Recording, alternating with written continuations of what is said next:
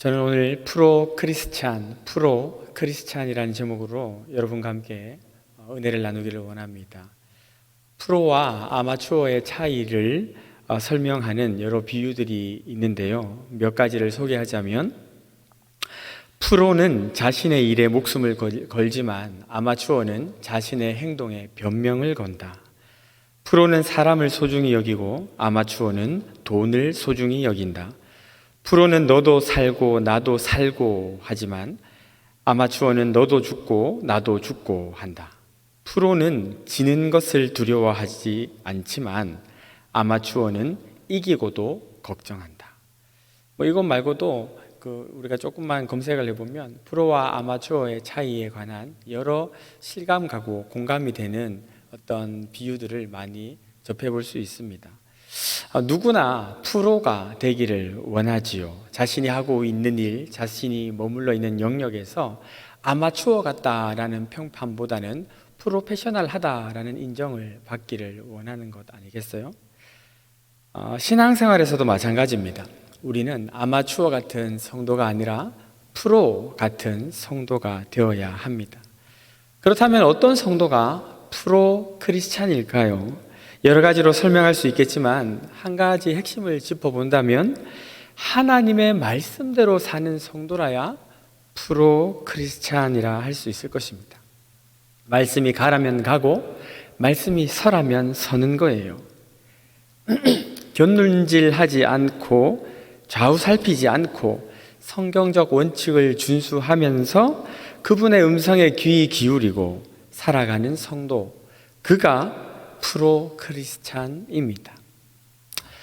예전만큼은 아니지만 저는 야구를 참 좋아합니다. 휴가를 가면 매번 가족들과 함께 야구장에 가서 경기를 관람하곤 했습니다. 몇 해 전에 한 야구장에 가서 봤던 경기가 인상 깊게 남아 있는데요. 그날 저는 외야 펜스 앞에 앉아서 경기를 관람했는데, 야구를 좀 보시는 분들은 아시겠지만 외야수들이 그냥 적당히 아무데나 서 있는 게 아니거든요. 타자가 어떤 타자인지, 그 타자가 우타 당겨치는 선수면 수비수들은 전체적으로 왼쪽으로 이동을 해야 되고요.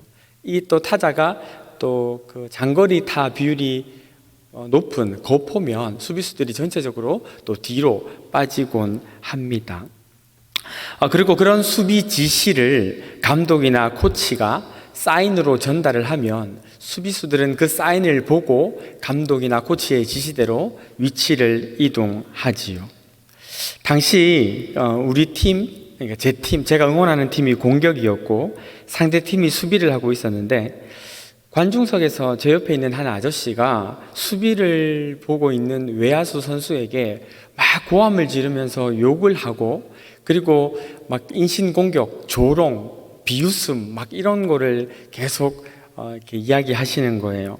아마 수비 방해를 해서 우리 공격이 성공하기를 바라는 이렇게 골수 팬의 마음 아닌가 싶었지만, 그럼에도 불구하고 제가 듣기에도 좀 부끄럽고 좀 죄송한 마음이 들 정도였습니다. 그런데요, 그 상대 팀의 외야수 그 수비를 보던 선수가 아마 그 당시 SK의 박재홍이라는 선수였던 것으로 기억을 하는데, 이 선수가 뒤에서 아무리 소리를 지르고 고함을 치고 욕을 하고 해도요, 뒤를 도무지 쳐다보지 않는 거예요. 자세를 딱 낮추고 자기 팀 덕아웃 쪽으로만 딱 쳐다봐요. 그리고 감독이 사인을 주면 그 사인에 맞게 위치를 딱 옮기고, 그때 딱 하는 소리와 함께 우리 팀 타자가 공을 쳐서 날아오는 것을 이 박재홍 선수가 잡아서 아웃을 시켰습니다. 근데 저는 그때 내가 응원하는 팀의 아웃 카운트가 하나 늘었구나 하는 아쉬움보다 이 박재홍 선수가 보여준 태도에 큰 감명을 받았습니다. 저게 프로의 자세구나. 여러 잡음이 들리고 집중을 방해하는 요소들이 있어도 오직 눈과 귀를 감독의 사인에 집중하고 거기에 맞게 달려가는구나. 그래서 저렇게 아웃을 잡아내고야 마는 것이구나.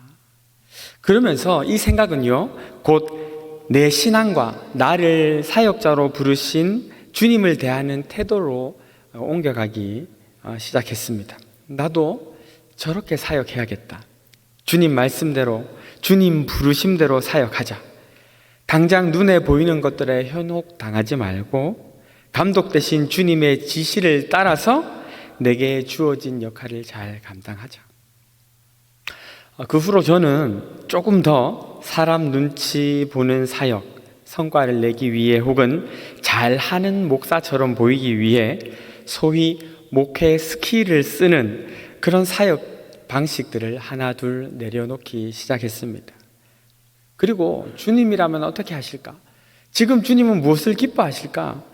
그것을 고민하고 그 고민은 지금도 여전히 저의 유일한 고민 중에 하나입니다. 여러분은 어떻게 예수를 믿고 계십니까? 혹 종교적 행위와 관습을 따라서 습관적으로 교회를 다니는 종교인의 삶에 만족하고 계시지는 않습니까? 혹 그렇다면 그것은 아마추어 신앙입니다. 지금 주님의 말씀에 음성에 귀를 기울이고 지금 우리에게 주시는 주님의 말씀에 적극적으로 순종하는 프로페셔널한 성도들이 다 되시기를 바랍니다. 그렇다면 우리가 프로 크리스찬으로 듣고 순종해야 할 주님의 말씀은 무엇일까요? 너무 많은 가르침들이 있죠. 우리가 순종해야 될 말씀, 귀 기울여 들어야 할 말씀이 어디 한두 가지겠어요? 사랑하라, 기뻐하라, 감사하라 와 같이 감정적이고 내면적인 가르침에서부터 용서하라, 섬기라, 베풀라 등등 이웃과의 관계적인 측면의 가르침들도 있습니다. 또 기도하라, 전도하라, 찬송하라, 예배하라와 같이 종교 행위적인 측면도 있고요. 나아가서 정의를 실천하고 공의를 행하며 세상을 변화시켜라와 같이 사회 변혁적인 가르침도 우리의 감독이신 예수께서 우리에게 지시하셨습니다.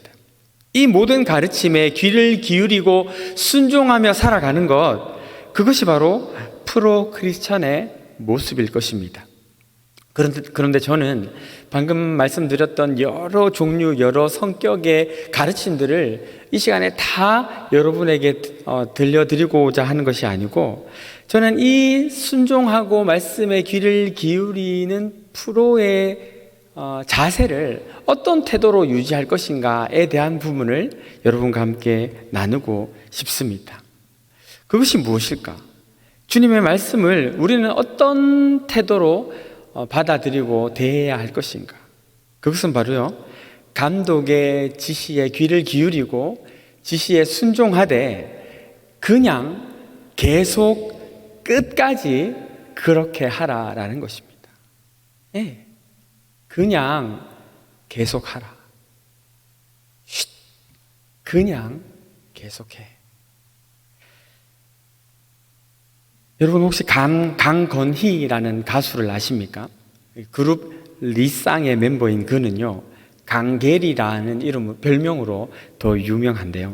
몇 년 전까지만 해도 런닝맨이라는 예능 프로그램에 나와서 많은 인기를 누리기도 했습니다. 그런데 그 강계리는요, 한때는 복싱 선수로 또 활동을 하기도 했었습니다. 그가 2013년 7월 31일 한 SNS에 올린 글의 내용입니다. 권투 배울 때 줄넘기가 제일 어려웠는데 아무 생각 없이 그냥 매일 하니까 나중에는 되더라. 체대 입시 운동할 때 윗몸 일으키기가 너무 힘들었었는데 아무 생각 안 하고 그냥 하니까 나중에는 1분에 80개 하게 되더라. 잊고 있었다. 그냥 하면 된다는 것을. 또 다른 예를 하나 들어보겠습니다. 따로 설명이 필요 없는 선수죠. 피겨의 여제 김연아 선수. 그녀는요, MBC와의 인터뷰에서 기자가 물었어요. 음반 위를 달릴 때, 트리플 악셀을 할 때, 고된 연습 시간에 힘든 스트레칭으로 운동을 할 때 그때 무슨 생각을 하십니까? 그러자 김연아 선수가 이렇게 대답을 해요. 생각은 무슨 생각을 해요? 그냥 하는 거지.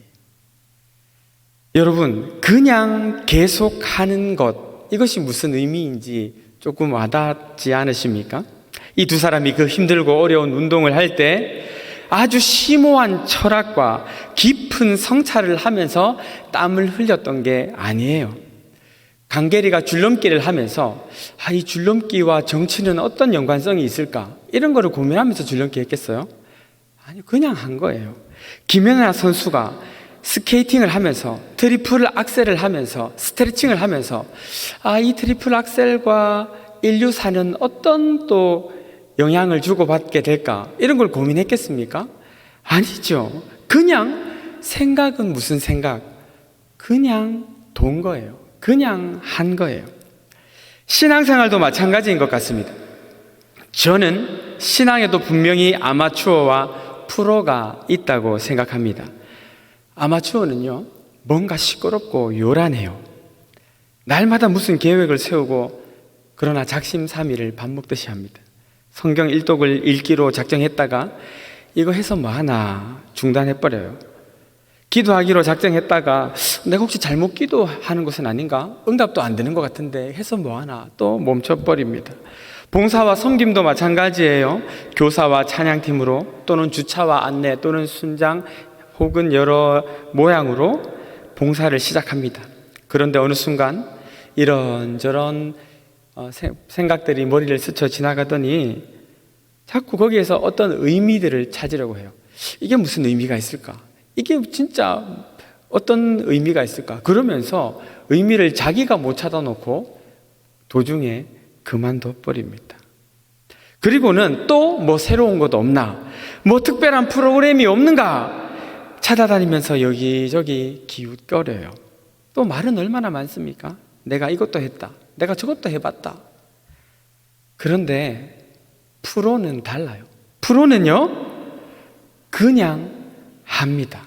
맡겨주신 일을 그냥 묵묵히 해내요.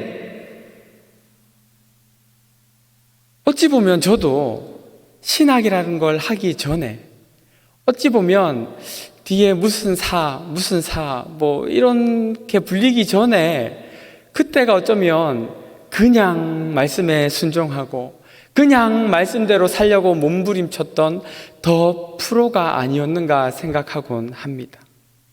그냥 하는 성도. 가끔요, 가뭄에 콩나듯이 이런 분들을 만날 때가 있습니다. 그런 분들을 만나면 답답하리만큼 앞만 보고 뚜벅뚜벅 걸어가는 모습에 목사인 제가 답답할 때도 있어요.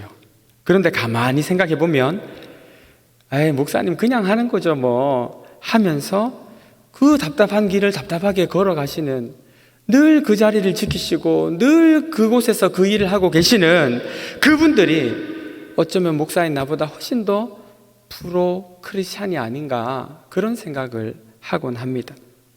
성경에도 보면 이런 답답한 인물들이 많이 등장하지 않습니까? 일단 우리 예수님이 너무 답답하지 않아요? 죽은 자를 살리시는 능력, 천지 만물을 다스리는 권세, 서기관과 바리새인들을 압도하는 그 언변으로 충분히 세상을 장악하고 세상을 당신의 발 아래에 굴복시킬 수 있는 분이 어떻게 해요? 그냥 십자가 지고 그냥 골고다를 오르시는 거예요.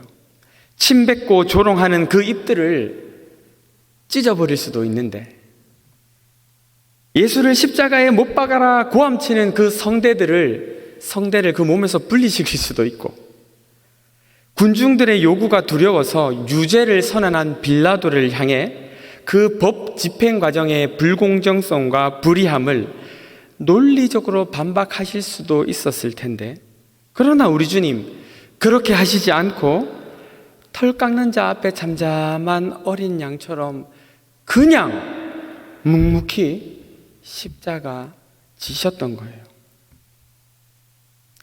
그 외에도 우리가 아는 제자들, 베드로, 요한, 야고보, 바울, 그뿐만 아니라 기독교 역사에 왔다 사라져간 수많은 교부들과 믿음의 선배들, 구름같이 허다한 예수의 증인들, 그들에 관한 이야기들을 교회사를 통해서 살펴보면요, 하나같이 여행 부리지 않고 이 핑계 저 핑계로 멈추지 않고 그냥 답답하게 계속 그 길 걸어갔더라고요. 오늘 본문에도 그런 사람들이 등장합니다. 바로 레갑 족속들이에요. 레갑 족속은요, 모세의 장인인 이드로의 후손인데 원래는 겐 족속이라고 불렸죠. 이들은 이스라엘 백성들이 출애굽한 후에 계속해서 이스라엘 백성들을 따라다녔습니다. 그리고 이스라엘이 가나안에 입성했을 때 그들은 정착하지 않고 가나안 내에서 유목 생활을 했어요. 계속 이스라엘과 함께 다녔던 것이지요. 이 레갑 족속들은 이스라엘과 계속 동행하면서 이스라엘에게 주시는 하나님의 말씀을 옆에 서서 들었습니다. 홍해를 가르시는 하나님, 만나와 메추라기를 내리시며 구름 기둥과 불 기둥으로 역사하시는 하나님을 만났어요. 그러면서 그들 역시 하나님을 향한 믿음을 키워가게 되었을 것입니다. 그렇게 세월이 흐르던 어느 날 유다의 요시야 왕 그의 아들 여호야김 때에 바벨론에 의해서 예루살렘이 이제 침공을 당하게 돼요. 그때 유목 생활을 하던 이 레갑 족속들이 전쟁을 피해 가지고 예루살렘 성 안으로 들어옵니다. 오늘 본문은 그때 그 즈음에 있었던 일을 기록하고 있어요. 1절입니다. 여호와께로부터 말씀이 예레미야에게 임하여 이르시되, 하나님께서 이제 이 예레미야에게 하나 명령을 내리세요. 어떤 명령이냐 하면 그 레갑 족속들을 성전으로 데리고 와서 포도주 마셔라고 지시해라. 이 명령을 지금 내리시려고 하는 거예요. 2절, 너는 레갑 사람들의 집에 가서 그들에게 말하고 그들을 여호와의 집 한 방으로 데려다가 포도주를 마시게 하라 하시니라. 예, 하나님이 지금 예레미야한테 너 레갑 족속들 불러가지고 걔들한테 술 마시게 해. 이거 지금 명령하셨다는 거예요. 근데 이 이상한 명령에 예레미야는 일단은 순종을 합니다. 3절, 이에 모든 레갑 사람들을 데리고 4절, 여호와의 집 곧 예루살렘 성전에 도착을 해요. 성전의 본체 좌우면에는 여러 방들이 있었는데 그 중에 하나님의 사람 하나님의 아들들의 방에 레갑 사람들을 데리고 들어갑니다. 근데 이 방이 어떤 방인가 하면 4절에 보니까 그 방은 고위 관리들이 머무는 그 방의 옆방이었고 경비대장이 머물고 있는 방의 위에 있던 그런 방이었어요. 그러니까 대충 짐작이 가십니까? 어떤 분위기인지. 늘 유목 생활하면서 보던 것이 풀밭, 염소, 양, 산과 들, 광야 이런 것만 보다가 막 성전의 엄숙한 분위기와 높은 직분을 가진 사람들 곁에서 그 삼엄한 분위기에 이들은 압도되었을 거예요. 그렇게 잔뜩 위축되고 또 움츠려 들어있는 상태인데 예레미야가 이야기하는 거예요. 5절에 자, 한 잔 받으시게 이야기해요. 하나님의 사람이 하나님의 성전에서 하나님의 명령을 받아가지고 지금 술 한 잔 하라고 이야기를 하고 있는 거예요. 여러분 같으면 어떻게 하시겠습니까? 이거는 그 군대에서 선임이 한 잔 해. 이거 안 마시면 죽어. 이런 거하고 또 비교가 안 되는 엄청난 중압감 아니겠어요? 이 명령을 안 지키면 어떡할까? 어떻게 될까? 걱정이 되겠죠. 그런데 이 레갑 족속이 어떻게 합니까? No. 6절입니다. 그들이 이르되 우리는 포도주를 마시지 아니하겠노라. 싫어. 안 먹을 거예요. 안 먹겠다 이겁니다. 대단하죠? 겁도 없이 지금이 어느 안전이라고 거기서 그 명령을 한 잔 받으라는 명령을 거절할 수 있단 말입니까? 그들이 그 만만치 않은 자리에서 거절하기 힘든 분위기를 깨고 과감히 나는 술 못 마십니다 라고 이야기할 수 있었던 이유는 무엇일까요? 6절부터 7절까지를 계속 봅니다. 레갑의 아들 우리 손조 요나답이 우리에게 명령하여 이르기를 너희와 너희 자손은 영원히 포도주를 마시지 말며 너희가 집도 짓지 말며 파종도 하지 말며 포도원을 소유하지도 말고 너희는 평생 동안 장막에 살아라. 그리하면 너희가 머물러 사는 땅에서 너희 생명이 길리라 하였으므로. 아멘. 이게 무슨 말입니까? 자기 조상 중에 요나답이라는 사람이 있었는데 그 요나답 할아버지가 3가지를 명령을 해요. 술 마시지 말고, 집 짓지 말고, 파종하지 말고 평생 장막에 거하면서 살아라, 이런 명령들을 했다는 거예요. 그런데 그 할아버지가 명령한 게 있기 때문에 나는 지금 술 못 마십니다, 이렇게 거절을 했다는 것입니다.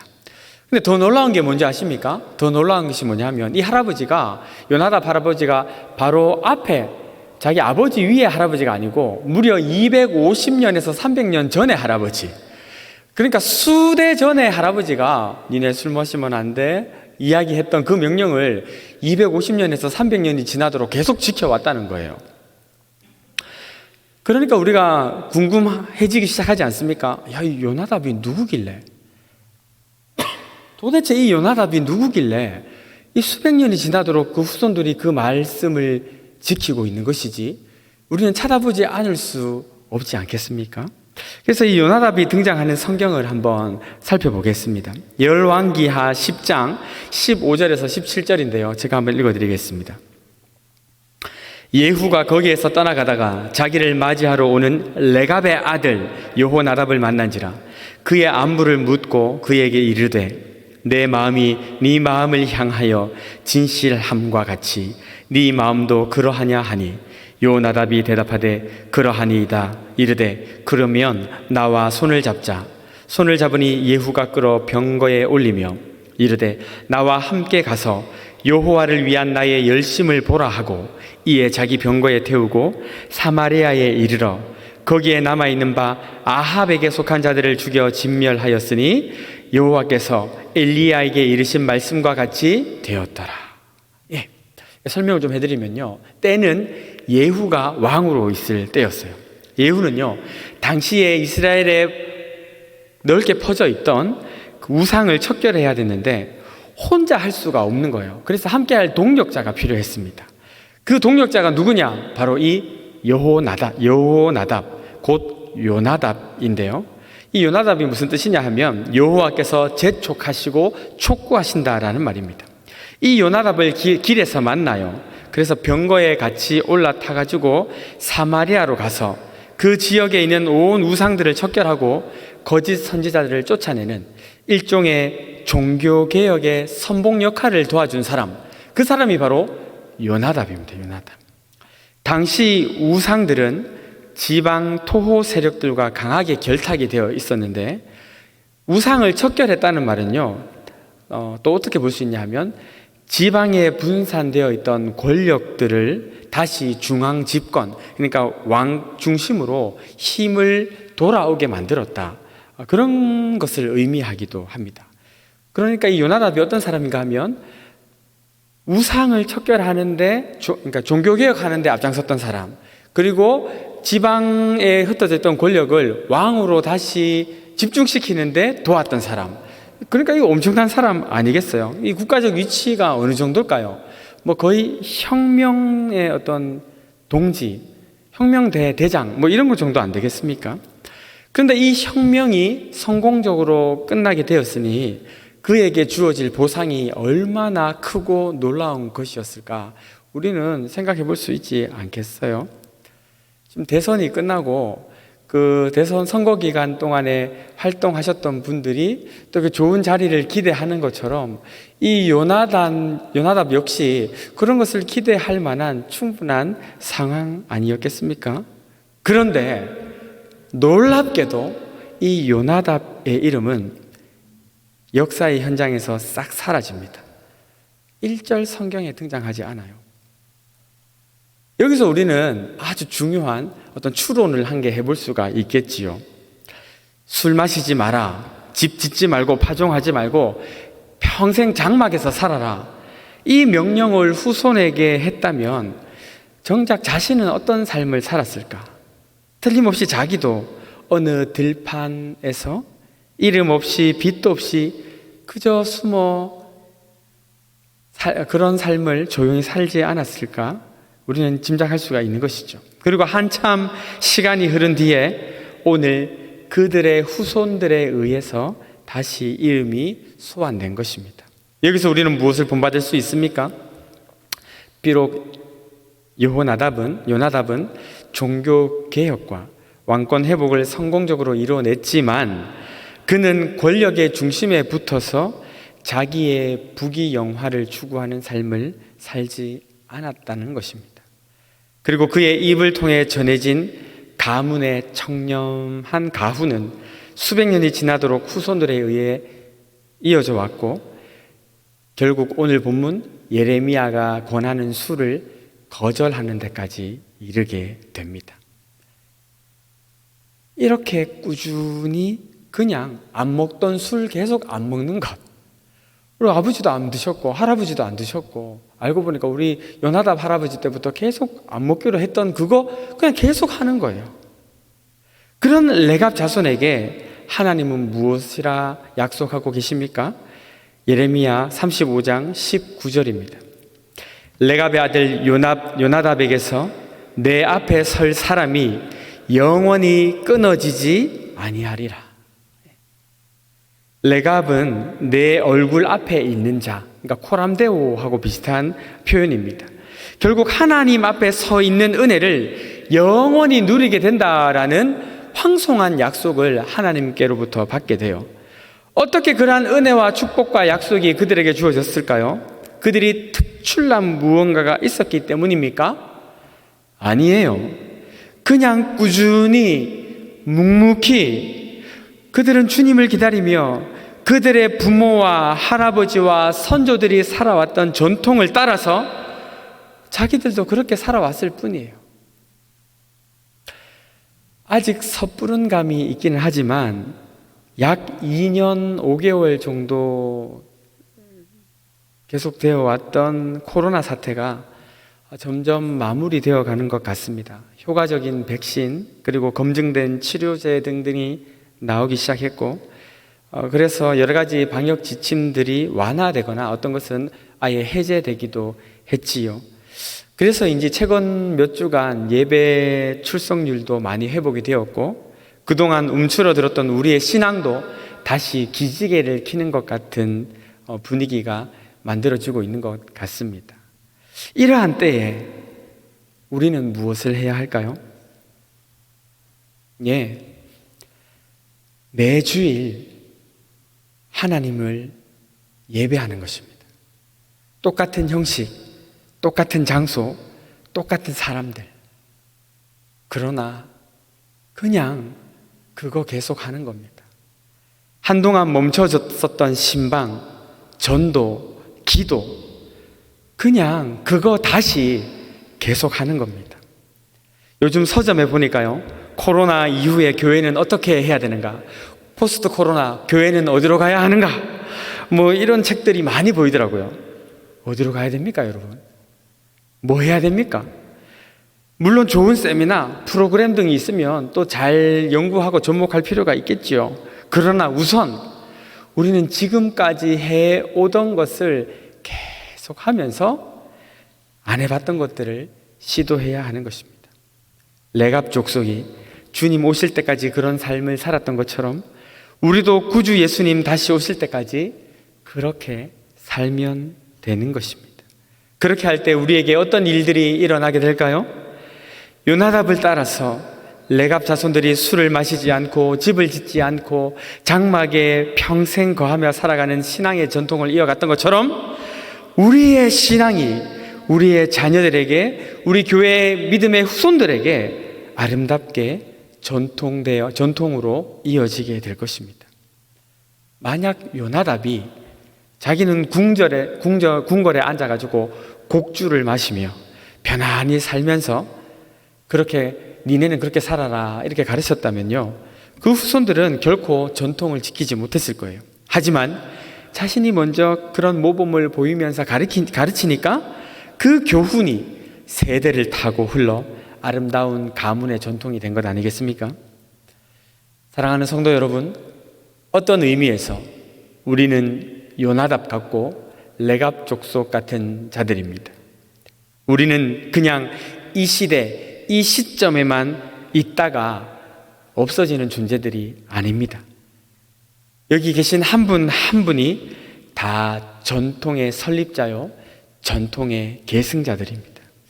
우리들의 신앙생활, 예배 태도, 하나님을 사랑하는 마음, 주의 교회를 섬기고 서로를 위해 기도하고 참고 인내하고 그 모든 것들이 전통이 되어 우리 후손들 속에 살아있게 될 것입니다.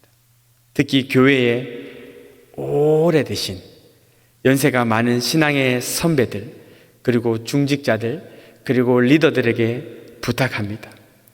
요나답은 자기는 함부로 살면서 후손들에게 너희는 경건하게 찢어지게 그렇게 살아라 이야기하지 않았습니다. 그러나 요나답은 개국 공신급 대우를 받을 수 있었음에도 불구하고 부와 명성을 배설물과 같이 여기고 역사의 무대 뒤편으로 사라져 자신의 교훈이 사장되지 않고 전통으로 살아있게 만들었던 것입니다.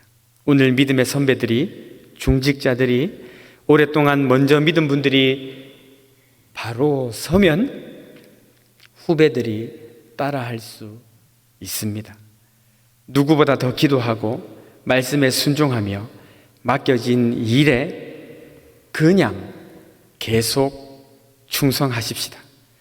전통은 쉽게 세워지는 것이 아닙니다. 반드시 아름답고 고귀한 전통은 참을 수 없을 만큼 힘든 진통의 과정을 통해 세워지게 되는 것입니다. 오늘 부산중앙교회라는 이 교회가 이렇게 아름다운 전통이 있는 교회가 된 것은 우리 믿음의 선배들의 진통 어린 계속 그냥 해오던 신앙의 삶의 결과물인 것처럼 우리의 후손들 역시 우리의 값진 진통을 통해 아름다운 전통을 유산으로 받게 될 것입니다. 피와 땀과 눈물을 참아내며 세워진 전통, 그렇게 전통이 세워진 교회와 공동체는 어떤 사단의 공격과 유혹과 시험도 능히 이기고 승리하는 능력의 교회와 공동체가 되게 되는 것입니다. 코로나 시대가 저물어 가고 있는 것 같습니다. 우리 그냥 합시다. 레갑 자손들처럼 다시 그냥 하기 시작합시다. 그리하여 아름다운 신앙 전통을 이어가는 프로페셔널한 그리스도인들이 다 되실 수 있기를 예수 그리스도의 이름으로 축원합니다.